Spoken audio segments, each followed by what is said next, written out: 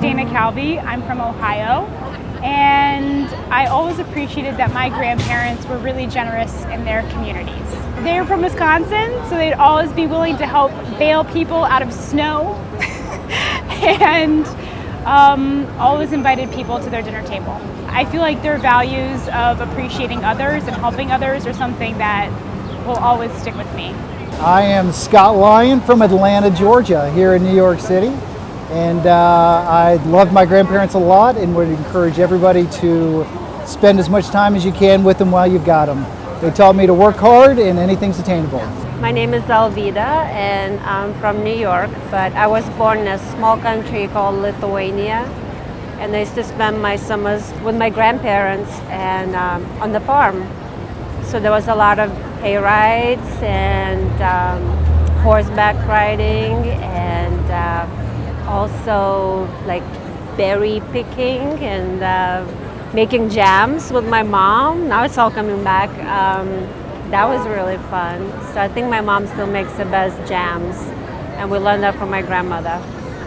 Growing up in Ireland, I was quite young when I lost my grandmother, but I do have very striking memories of going to her house after school and having cups of tea that would be very minuscule in size, but they'd have about 4 or 5 lumps of sugar inside them, and they were like drinking sugar, and it was the most beautiful thing ever. And that's just one of the real memories I have of my grandmother, that really, really, really sweet tea. My name is Julian. I'm from Miami, Florida. And a good memory I have of my grandma was she used to make this horrible tasting spaghetti dish with Goya seasoning and boiled chicken, and she'd feed it to me every day for maybe 10 years. And I just grew to love this dish because, it was my grandma, it was an act of love. Just the fact that my grandma made it was what made it extra delicious, really. Hi, I'm Dr. Lonnie, and I'm a native New Yorker. I was touched to be invited to do this because my grandparents were very significant to me. They raised me.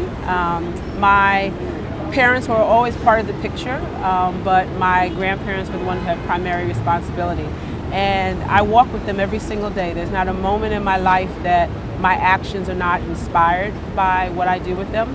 I'm an educator, so one of the things I always talk about with my students is that when someone significant in our life passes, it's actually an opportunity to think about how to honor them.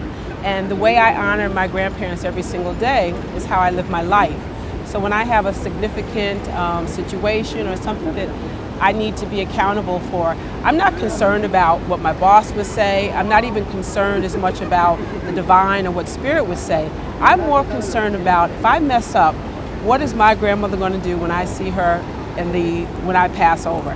That is what concerns me. So I live my life based on the way that I know she would want me to live it.